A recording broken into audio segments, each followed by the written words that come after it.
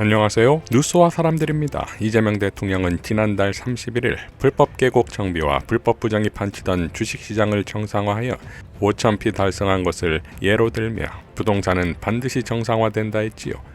이를 시작으로 폭풍 업로드가 시작되는데 같은 날 언어의 맥락과 의미를 이해 못한다며 구체적으로 설명한 후 정부는 의지와 수단을 모두 가지고 있으니 정부 정책에 맞서 손해보지 말고 기회가 있을 때 놓치지 말고 감세 혜택 누리며 다주택 해소하기 바란다고 강조합니다. 이어 다음날 언론을 향해선 왜 투기 편을 드냐고 비판하면서 날벼락 운운하며 정부를 부당하게 얘기를 하지 마시고 그나마 우리 사회가 준 중과세 감면 기회를 잘 활용하시기 바랍니다. 아직 100일이나 남았습니다. 라고 또 강조합니다. 이어 다음날 부동산 하락의 급매 기사를 공유했고 이어 국힘의 부동산 배급에 만족하라는 거냐는 논평에 대해 망국적 부동산 투기 용어도 시대착오적 종북몰이도 이제 그만하시면 어떨까요? 라고 즉각 응수합니다. 이어 3일 또 다음과 같이 밝혔습니다. 부동산 투기로 불로소득 얻겠다는 수십만 다주택자들의 눈물이 안타까우신 분들께 묻습니다. 이들로 인한 높은 주거비용 때문에 결혼 출산을 포기하는 수백만 청년들의 피눈물은 안 보이십니까? 돈이 막이라더니 설마 마귀에게 최소한의 양심마저 빼앗긴 건 아니겠지요. 대한민국은 위대한 대한국민들의 나라입니다. 상식적이고 번영하는 나라를 위해 망국적 부동산 투기는 무슨 수를 써서라도 반드시 잡습니다. 이전에도 실패했으니 이번에도 실패할 것으로 기대하고 선동하시는 분들께 알려드립니다. 먼저 이전에는 부동산이 유일한 투자 수단이었지만 이제는 대체 투자 수단이 생겼습니다. 객관적 상황이 과거와 완전히 다릅니다. 다음으로 국민이 변했습니다. 국민의식조사에 따르면 과거에는 투자 수단으로 부동산이 압도적이었지만 이제 2위로 내려앉았습니다. 마지막으로 국민이 선출한 권력이 달라졌습니다. 공약 이행률 평균 95%. 저는 당선이 절박한 후보 시절의 한 약속조차도 반드시 지키려고 노력했습니다. 이제 대한민국 최종 권한을 가진 대통령으로서 빈말을 할 이유가 없습니다. 엄포라고 생각하시는 분들, 다주택자 눈물 안타까워하며 부동산 투기 옹호하시는 여러분들, 맑은 정신으로 냉정하게 변한 현실을 직시하기 바랍니다. 당장의 유불리를 따지지 않으면 사용할 수 있는 정책 수단은 얼마든지 있습니다. 그 엄중한 내란조차 극복하고 새롭게 출발하는 위대한 대한국민인데 이 명백한 부조리 부동산 투기 하나 못 잡겠습니까? 협박, 엄포가 아니라 모두를 위해 필요하고 유용한 일이어서 공고드리는 것입니다. 이번이 마지막 탈출 기회입니다. 이재명은 합니다. 대한민국은 합니다. 라고 포효했습니다. 그리고 약 1시간 뒤에 버티는 것보다 파는 것이 일찍 파는 것이 늦게 파는 것보다 유리할 것입니다. 라고 또 쐐기를 박습니다. 자, 그러니까 부동산이 개혁될 수밖에 없는 이유는 이재명이기 때문입니다. 이재명 대통령은 또 그렇게 누구도 하지 못했던 부동산 투기 공화국, 부동산 불로소득 공화국을 끝장낼 것입니다. 정청래 대표가 합당을 제안했을 때 이현주와 강덕구 등은 자신들에게 먼저 얘기하지 않았다며 강력 항의하는데 지금의 모습을 보면 왜 미리 말을 안 했는지 알 수 있을 것 같습니다.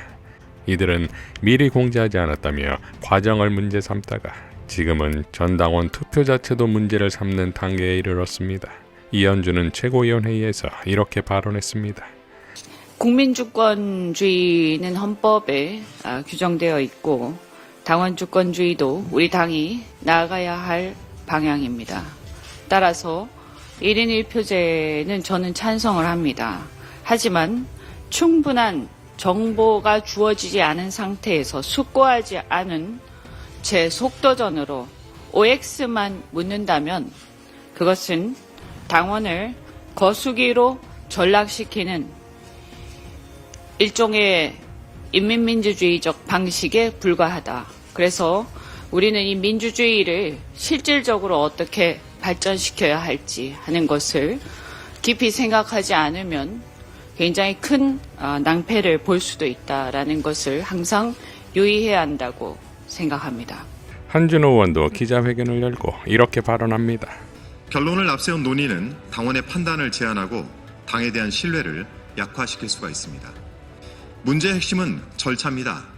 현재 제시되는 방식은 논의의 틀과 구조에 대한 충분한 설명이 없이 전당원 투표라고 하는 결론부터 제시된 상태입니다. 정청래 대표께서는 당원의 뜻을 묻겠다라고 말씀하셨습니다. 하지만 그 뜻을 어디에서 어떤 절차로 또 어떻게 수렴할 것인지는 아직 명확하지가 않습니다. 이러한 상태에서 찬반 선택부터 요구가 된다면 수기는 형식에 그칠 수밖에 없고 결정의 책임 또한 흐려질 수밖에 없습니다. 그 결과는 갈등과 분열입니다. 그 부담은 고스란히 당원과 지방선거 현장에 전가될 것입니다. 그래서 저는 제안드립니다. 지방선거 전까지 당원 참여형 공식 논의 기구를 설치해서 충분한 수기와 토론을 진행하자는 것입니다. 유시민 작가는 이렇게 발언했습니다. 제일 많이 날아가는 게 이제 귀족정에 집착하는 사람이 날아가는 거예요. 그러니까 이 당원들 공화정이라는 거는 우리 대한민국 주권이 국민에게 있는 것처럼 당의 주권이 당원에게 있다는 걸 받아들이는 걸 말하는 거예요. 이 당원이 의사결정권을 행사하는 것이 늘 좋은 결과를 가져오는 건 아니에요. 때로는 좋지 않은 결과를 가져오기도 해요. 그러나 우리가 소수가 결정하는 것보다는 다수가 결정하는 것이 더 나은 결정을 할 가능성이 높다고 우리가 인정하기 때문에 이 공화정을 하는 거잖아요. 이 공화정의 그 당내에서 공화정의 정신을 실현하는 것이 당내 민주주의인데 이 원칙에 위배되는 정치인들은 다 날아갑니다.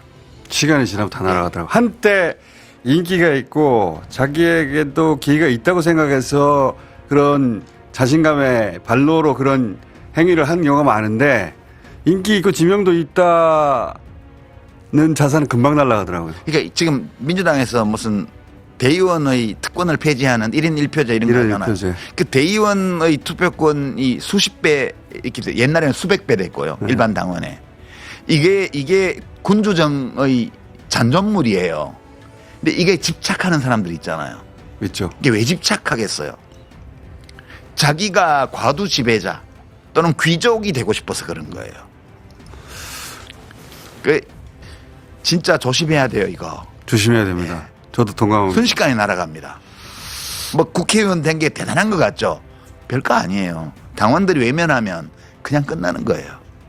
국힘의총에서 장동혁이 당대표로서 수사를 통해 당원 게시판 문제를 털고 가겠다. 경찰 수사를 통해 징계가 잘못된 것이라는 사실이 밝혀지면 정치적 책임을 지겠다고 발언했습니다. 자, 늘 배팅을 입에 달고 살았던 한동훈이 신날 일인데 의총에서 친한파들은 영 아니었나 봅니다. 회의 도중 친한파와 장동혁 측근이 야 임마 너 나왔다 어쩔래 등의 설정과 삿대질이 오갔다지요. 자, 이제 공은 한동훈에게로 갔는데 간동훈이라는 별칭을 벗어던질 수 있을까요? 한동훈 예찬론자로 73년생 한동훈을 지필했다가 한동훈의 행보에 완전히 실망해 돌아서게 된 심규진 교수는 이렇게 밝혔습니다. 이참에 잘됐다. IP 주소 다 까고 당시 증거인멸과 여론조작 카르텔 낱낱이 다 밝히고 연좌제인지 아닌지 밝혀보자. 68년생 한동훈이 누군지 까보자고. 역풍 불까봐 수사 의뢰도 참고 있었는데 아주 멸망전에 자초하는구나. 기어이 콩밥 먹어야 정신 차릴 듯. 청담동 술자리 때는 다 건다더니 소명은 그냥 쫄티. 수사해보자. 뭐 걸래. 자, 이제 73년생 한동훈이 아닌 68년생 한동훈의 시간이 왔습니다. 이상 뉴스와 사람들이었습니다. 시청해 주셔서 감사드립니다.